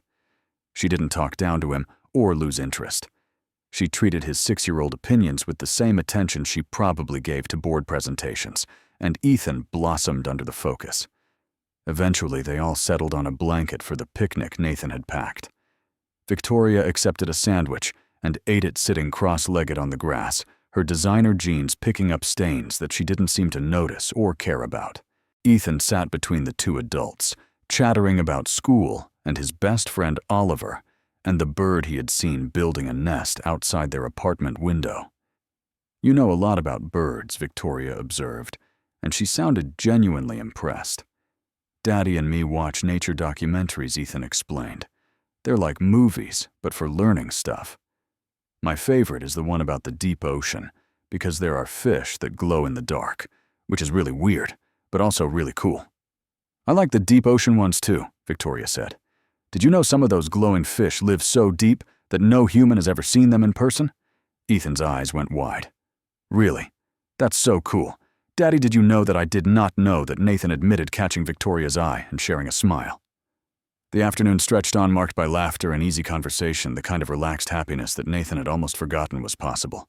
At some point, Ethan climbed into Victoria's lap without asking permission, his small body fitting against hers as naturally as if they had known each other for years.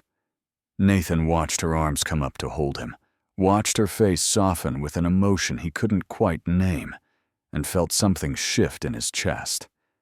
This was what family looked like. Not just blood and obligation, but choice and care, and the willingness to let someone into your life, even when it was scary, even when you weren't sure where it might lead. Daddy, Ethan said as they were packing up, to leave his voice drowsy from the combination of sunshine and activity. "I like Victoria. Can she come to our house sometime?" Nathan looked at Victoria, who met his gaze with an expression that was equal parts vulnerable and hopeful. "I think that could be arranged," he said. "If she wants to." "I want to," Victoria said softly. "I really do." As they walked out of the park together, Ethan holding Nathan's hand on one side and reaching for Victoria's on the other, Nathan felt the last of his walls beginning to crumble. This was happening. Whatever this was, wherever it might lead, it was real, and it was happening. And for the first time in longer than he could remember, he wasn't afraid. The weeks that followed the park encounter marked a fundamental shift in all of their lives. What had started as a professional relationship evolved into a personal friendship, and was now becoming something more profound that none of them had quite found the words to name. Victoria began joining Nathan and Ethan for their weekend outings with increasing regularity. They visited the zoo together, where Ethan insisted on spending an hour at the penguin exhibit because they walk funny, and I love them. They went to the Children's Museum, where Victoria discovered an unexpected talent for building elaborate marble runs that drew admiring crowds of other parents. They had movie nights at Nathan's apartment. The three of them crowded onto his modest couch with a bowl of popcorn, while Ethan provided running commentary on whatever animated film they were watching.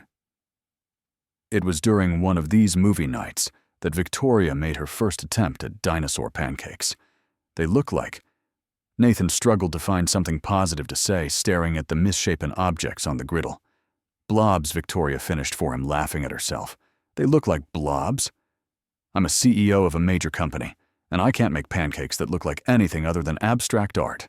Abstract art pancakes are a thing Nathan offered generously. Very postmodern. Daddy, Victoria's pancakes look funny. Ethan's assessment was delivered without malice, just the honest observation of a child who expected dinosaurs to have recognizable shapes. "They taste the same no matter what they look like," Victoria said, with dignity that was somewhat undermined by the flour streaked across her cheek. "At least I hope they do." They did, in fact, taste fine. Nathan had rescued them from burning at the last moment, and Ethan ate them with enthusiasm, while Victoria sat at the small kitchen table, looking proudly disheveled, more relaxed than Nathan had ever seen her. The woman who commanded conference rooms and made executives twice her age nervous was beaming over, successfully producing edible breakfast food, and Nathan found himself falling a little more in love with her in that moment. Love. The word had been circling around in his mind for weeks now, but he hadn't let himself fully embrace it. There were so many reasons to be cautious. She was still technically his employer. Their lives operated on completely different levels. Her penthouse apartment probably cost more per month than he made in a year. And then there was Ethan to consider. Nathan wouldn't introduce anyone into his son's life who might not stay, who might leave them the way Rachel had. But watching Victoria now, her blonde hair escaping from its ponytail, her designer blouse splattered with pancake batter, her face lit up with genuine joy over something so simple he couldn't deny what he felt anymore. The change in Victoria was noticeable even in their professional interactions. Colleagues commented that the CEO seemed different lately, more approachable, quicker to smile. The rumors started, of course. They always did in office environments. But Victoria handled them with the same directness she brought to everything else. When a board member made a veiled comment about the importance of maintaining professional boundaries, Victoria had reportedly responded that her personal life was her own concern and that her performance spoke for itself. Meanwhile, Nathan's work was thriving. Freed from the constant stress of his previous position, he was producing some of the best work of his career. His strategic insights were being implemented across multiple departments, and other employees had started seeking him out for advice, appreciating his collaborative approach and his genuine interest in helping them succeed. But the most remarkable change was in Ethan. The little boy who had spent so much of his young life sensing tension and worry in his environment was now surrounded by happiness and stability. His cardiac checkups continued to improve each one, showing stronger numbers than the last. Dr. Patterson had actually used the word remarkable at his most recent appointment, noting that she rarely saw this kind of improvement without medical intervention. Whatever you're doing, she told Nathan, keep doing it. This child is healing. What Nathan was doing was loving his son fully present and unafraid, and he was letting himself be loved in return, not just by Ethan, but by the woman who had unexpectedly become the center of their little world. 3 months into their unofficial relationship, Victoria invited Nathan and Ethan to her penthouse for the first time. Nathan had known intellectually that she was wealthy. CEO salary, family money, the kind of financial security he had never experienced. But knowing it and seeing it were two different things. The apartment took up the entire top floor of a building downtown, with floor-to-ceiling windows that offered panoramic views of the Seattle skyline. Everything was beautiful, from the hardwood floors to the contemporary art on the walls to the kitchen that looked like something out of a design magazine. But it was also cold, impersonal, like a showroom rather than a home. Ethan naturally had no such reservations. He raced from room to room, marveling at the view and the size of the bathtub, and the fact that Victoria had a balcony where you could see basically the whole entire world. "Daddy, your apartment is really big," Ethan reported to Victoria with characteristic directness, "but it doesn't have any pictures of people on the walls. Our apartment has lots of pictures, mostly of me, because Daddy says I'm photogenic." Victoria's smile flickered, and Nathan saw something pass across her face, an acknowledgement of the truth in Ethan's innocent observation. "You're right. I don't have many pictures. I've never really thought about it. Maybe you just need to take more pictures," Ethan suggested, "of things that make you happy. That's what Daddy does." Later that evening, after Ethan had exhausted himself exploring every corner of the penthouse and fallen asleep in the guest room, Victoria and Nathan sat on her couch in the dim light of the city outside. The silence between them was comfortable, filled with the kind of intimacy that came from months of sharing themselves with each other. "He's right. You know," Victoria said quietly. "This place is beautiful, but it's not a home. It's just somewhere I sleep between work hours. What would make it a home?" Victoria was quiet for a moment. Then she stood and walked toward a closet in the hallway, beckoning Nathan to follow. Inside, on the top shelf, was a small box that looked out of place among the designer items surrounding it. Cardboard, worn at the corners, clearly old. "I've had this since I was 8 years old," Victoria said, lifting it down with careful hands. "Everything I kept after my mother died is in here. I've never shown it to anyone." She opened the box, and Nathan saw what was inside. A worn blanket with a faded pattern of flowers, a bundle of index cards with handwritten recipes, and a photograph in a cracked frame. The woman in the photo had Victoria's eyes, warm and intelligent, and a smile that radiated the same kindness Victoria had described in their phone call all those weeks ago. "This is her," Victoria whispered. "This is all I have left of her." Nathan looked at the photograph of the woman who had died too young and left behind a daughter who had spent 28 years building walls against the pain of that loss. She was beautiful, he said. She was everything. Victoria's voice caught, and I've kept her hidden in a closet for almost 3 decades because looking at her hurts too much. Nathan wrapped his arm around her shoulders, pulling her close. "Maybe it's time to let her out, to put her somewhere you can see her every day. Not to hurt yourself, but to remember." Victoria leaned into him, her head against his shoulder. "I'm scared, Nathan. Not of the memories. I've lived with those my whole life. I'm scared of this, of us, of letting you and Ethan into my life and then losing you. I've spent so long making sure I would never need anyone, and now—" She looked up at him, her eyes bright with unshed tears. "Now I need you, both of you, and it terrifies me." Nathan cupped her face in his hands, looking directly into her eyes. "I know what it's like to be left." Rachel walked out on Ethan and me without looking back. For a long time, I told myself I would never let anyone close enough to hurt us again. He brushed a tear from her cheek with his thumb. "But you've shown me that closing yourself off isn't protection. It's just another kind of prison. Victoria, I can't promise that nothing will ever go wrong. But I can promise that I'm not going anywhere. Not unless you send me away." "I'm not sending you anywhere," Victoria whispered, and then she kissed him. Soft and tentative at first, then deeper, filled with all the emotion they had both been holding back for months. When they finally pulled apart, Nathan saw something in her eyes he had never seen before. Hope, unguarded and vulnerable, finally allowed to exist. "Stay," Victoria said. "Please, I don't want to be alone tonight." Nathan stayed, not for anything more than the comfort of being close, of falling asleep with her in his arms, and waking to find her still there, real and present, and his. When Ethan found them the next morning, he simply climbed onto the bed and wormed his way between them, asking if there were any of those blobby pancakes left for breakfast. It was the first morning of their new life together, 6 months into their relationship, just when Nathan was starting to believe that happiness might actually be sustainable. The challenge came. Not from external circumstances this time, but from the very company that had brought them together. The quarterly board meeting was scheduled for a Wednesday afternoon. Victoria had been tense for days beforehand, working longer hours and making more calls than usual. Nathan had asked what was wrong, but she had deflected, saying it was just routine pressure, nothing to worry about. He found out the truth when she called him that evening, her voice flat with exhaustion, and something darker beneath it.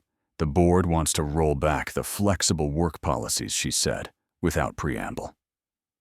"They're calling it a cost-cutting measure, but really they think I've gone soft. Family-friendly initiatives, they say, are hurting the bottom line. They want me to reinstate mandatory office hours and eliminate remote work options entirely." Nathan felt his stomach drop. That would affect dozens of employees. People like me who can only do their jobs because of that flexibility. "I know." Victoria's voice cracked. "Nathan, they gave me an ultimatum. Either I reverse the policies or they'll start proceedings to remove me as CEO. They said I've let personal feelings cloud my judgment, that a company can't be run on sentiment." "What are you going to do?" There was a long silence. When Victoria spoke again, her voice was steady, but heavy with emotion. "I don't know. I've spent 15 years building this company, shaping it into something I'm proud of. If they remove me, all of that work disappears. The next CEO won't care about the things I care about. Everything I've tried to create will be dismantled. But if you give in to their demands, then I become exactly what I promised myself I would never become. I become my father." The bitterness in her voice was painful to hear. "I become someone who chooses profits over people who sacrifices human beings on the altar of shareholder value. I become the person who let my mother die alone because a meeting was more important." Nathan wished he could be there with her, holding her, offering comfort through presence instead of just words over a phone line. "Victoria, whatever you decide, I'm with you. even if it means losing my job, even if it means starting over. You showed me that some things matter more than career stability. Don't let them make you forget that." "I won't." Her voice hardened with determination. "I won't become what I hate, Nathan. Not for a board seat, not for money, not for anything." The board meeting the next day lasted 4 hours. Nathan spent the time alternating between work and distraction, checking his phone obsessively for updates that didn't come. Ethan sensed his tension and stuck close, offering quiet company and occasional drawings of dinosaurs that he claimed were brave dinosaurs who always win their battles. When Victoria finally called that evening, Nathan could hear something different in her voice. Not defeat, something stronger. "I told them no," she said.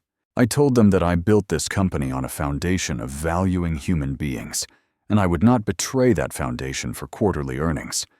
I told them about my mother, about what happens when work becomes more important than the people you love. I told them that if they wanted a CEO who would sacrifice her employees' well-being for profit margins, they would have to find someone else.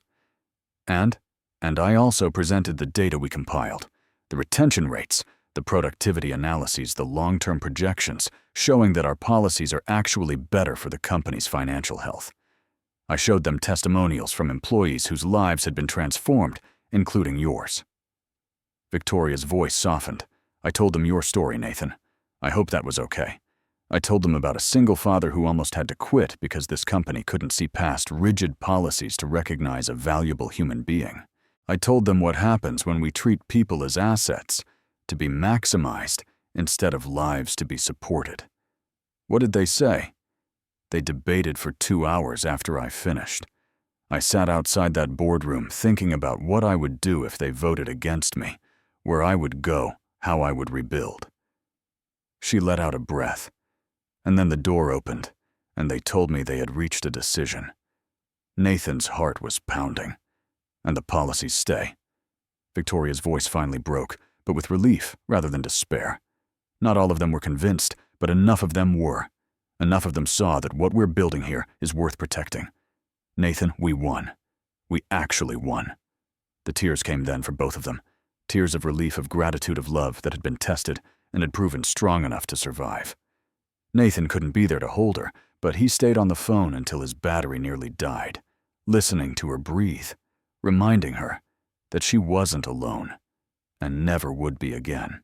The next weekend, Victoria came to Nathan's apartment instead of hosting at her penthouse. She spent the whole day there reading books with Ethan and helping Nathan cook dinner and doing absolutely nothing that resembled work. When Ethan asked if she was going to sleep over again, she looked at Nathan with a question in her eyes. "If your daddy says it's okay," she said carefully, "I would like that very much." Nathan pulled her close, Ethan squirming happily between them. "I think we'd both like that very much." "Good." Victoria's smile was the brightest he had ever seen it. "Because I don't want to go back to that empty penthouse. I don't want to be alone anymore." "You're not alone," Nathan said. "You never will be again." And for the first time in either of their lives, they both believed it. 1 year. It had been exactly 1 year since Nathan had walked into Victoria's office with his resignation letter in hand, convinced that his life was falling apart. 12 months of transformation, of healing, of building something beautiful from the wreckage of 2 broken pasts. Now, as spring returned to Seattle and the cherry blossoms exploded into clouds of pink throughout the city, Nathan was planning something that would have been unthinkable just a few hundred days ago. He was going to propose.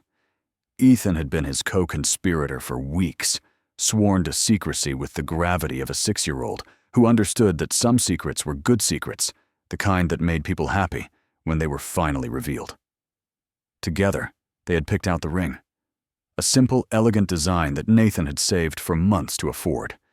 And together, they had planned every detail of what Nathan hoped would be the most important moment of their lives. The location was the park where they had first run into Victoria by accident, where their little family had truly begun to take shape. Nathan had arranged everything while Victoria thought she was coming for their usual weekend picnic. The blanket spread out in their favorite spot, the flowers that Ethan had insisted on picking from their own small garden, and the sign that Ethan had spent 3 days creating in secret. Victoria arrived in the late afternoon, her blonde hair catching the golden light, her smile widening when she saw them waiting for her. She was wearing jeans and a casual shirt, no makeup, no corporate armor. Just the woman Nathan had fallen in love with, stripped of everything except herself. "What's all this?" she asked, taking in the flowers the elaborate spread the suspicious way Ethan was practically vibrating with excitement. "We wanted to do something special," Nathan said, his heart pounding so hard he was sure she could hear it. "Because today is important." "What's important about today?" Nathan took her hand and led her to the blanket. "Sit with me, please." She sat, her expression shifting from confusion to curiosity to something that might have been the beginnings of understanding. Ethan positioned himself a few feet away, holding his sign face down against his chest, watching his father with enormous, hopeful eyes. 1 year ago, Nathan began, his voice thick with emotion. "I was ready to give up. I had lost my wife, I was losing my job, and I was terrified that I was failing the one person who depended on me most. I walked into your office convinced that I had nothing left to offer anyone." Victoria's eyes were already glistening. "But you saw something I couldn't see." Nathan continued. "You saw a father trying to do his best. You saw a person, not a problem, and instead of letting me disappear into the wreckage of my life, you threw me a lifeline. You gave me hope when I had none left." He reached into his pocket and pulled out the small velvet box, watching her face as the realization dawned. "Victoria Hayes, you didn't just save my career, you saved me. You taught me that accepting help isn't weakness, and that loving someone new doesn't mean betraying the past. You gave my son a family he never expected to have. You made my house into a home." Nathan opened the box, revealing the ring. Victoria's hand flew to her mouth, tears streaming freely down her cheeks. "I don't have much to offer you. No fancy apartment, no impressive title. No wealth to speak of. All I have is a heart that belongs to you completely, a son who loves you like a mother, and a promise to spend the rest of my life making sure you never feel alone again." He took a shaky breath. "Victoria, will you marry me? Will you let us be your family?" The word came out barely above a whisper, but it was the most beautiful sound Nathan had ever heard. "Yes." And then Ethan was there, flipping over his sign with the pride of an artist revealing his masterpiece. The words were written in wobbly crayon, decorated with hearts and dinosaurs. "Please say yes, so we can be a family." Victoria laughed through her tears, gathering Ethan into her arms, even as Nathan slid the ring onto her finger. The three of them collapsed into a pile of happy tears and laughter and love, holding on to each other like they would never let go. "I love you," Victoria whispered against Nathan's lips. "Both of you. So much." "We love you too," Nathan said. "We love you 3, Ethan corrected solemnly, "because 3 is more than 2. And that was that. A family complete and whole, built not from obligation, but from choice, not from convenience, but from love that had been tested and proven strong enough to last." The wedding was small, intimate, held in the same park where so much of their story had unfolded. No grand cathedral, no hundreds of guests, no excessive pageantry. Just the people who mattered most gathered under the cherry blossom trees on a perfect spring afternoon. Victoria wore a simple white dress that caught the breeze as she walked down the makeshift aisle. Her hair was loose around her shoulders, adorned with small flowers that Ethan had helped pick out. She carried no bouquet, leaving her hands free for what mattered most. Nathan waited at the end of the aisle, Ethan standing beside him in a tiny suit that had required 3 different bribes to keep clean until the ceremony. His heart was so full, it felt like it might burst as he watched the woman he loved walking toward him, toward their future, toward the life they would build together. The vows were personal, spoken from the heart rather than recited from tradition. Victoria promised to love Nathan through exhaustion and uncertainty, to be a partner in every sense, to never let work become more important than the people waiting for her at home. Nathan promised to stand beside her through every challenge, to remind her of her worth, when she doubted it to make her laugh even on the darkest days. And then Victoria knelt down to Ethan's level, taking his small hands in hers. "Ethan," she said, her voice steady, despite the tears on her cheeks. "I want to make some promises to you too. I promise to always be here when you need me. I promise to make terrible pancakes every Sunday until I finally get them right. I promise to hold your hand at every doctor's appointment and cheer at every soccer game and be there for every bedtime story." Ethan stared at her with the solemnity of a child processing something enormous. "I promise, Victoria, continue to love you like my own son, because that's what you are to me, Ethan. Not just Nathan's child, but mine too. Our family. Forever." Ethan's response was immediate and decisive. He threw his arms around her neck, nearly knocking her over, and said the words that would echo in Victoria's heart for the rest of her life. "I love you, Mom." The gathered guests wept openly. Nathan had to look away for a moment to collect himself, and when they were finally pronounced husband and wife, the kiss they shared tasted like salt and joy, and the beginning of everything they had ever wanted. The morning sun streamed through the windows of their home. Not Victoria's sterile penthouse, not Nathan's cramped apartment, but a real house with a backyard and a swing set and room for a family to grow. Nathan stood at the kitchen counter making pancakes, while Ethan, now 8 years old and stronger than he had ever been, set the table with the focused determination of a child who had been given an important job. Victoria came downstairs with their 6-month-old daughter, cradled in her arms. Elena, named for Victoria's mother, had her father's dark hair and her mother's blue eyes, and she was already showing signs of being as stubborn and determined as both of them combined. "Someone slept through the night," Victoria announced, pressing a kiss to Nathan's cheek as she paused. "A new record. Clearly she gets her good sleeping habits from me," Nathan said. "You snore like a freight train." "I prefer to call it enthusiastic breathing." Ethan giggled from his position at the table. "Daddy definitely snores. I can hear it from my room sometimes. Traitor."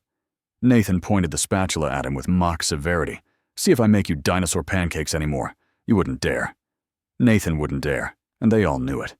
He served the pancakes, perfect golden brown dinosaurs that had taken him 2 years to master, and the 4 of them sat down together for breakfast, the way they did every morning, the way they would do for all the mornings to come.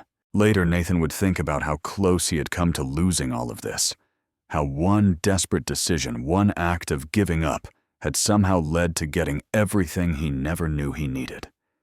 Victoria had walked into his darkest moment, and instead of seeing failure, she had seen possibility. She had chosen compassion over convenience, humanity over efficiency, love over fear. And in doing so, she had saved not just his job, but his life, his family, his future. Some people went their whole lives without finding this kind of love.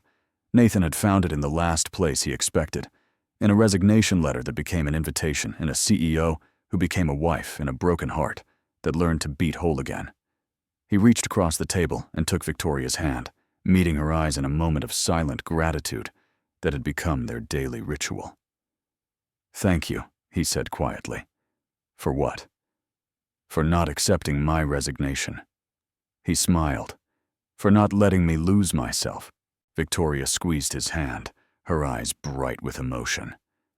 "I accepted your resignation," she reminded him gently. "What I didn't accept was losing you." And that, Nathan thought, made all the difference. Friends, if this story touched your heart, if it reminded you that second chances exist and that kindness can change everything, please don't just watch and walk away. Hit that like button if you believe in the power of compassion and second chances.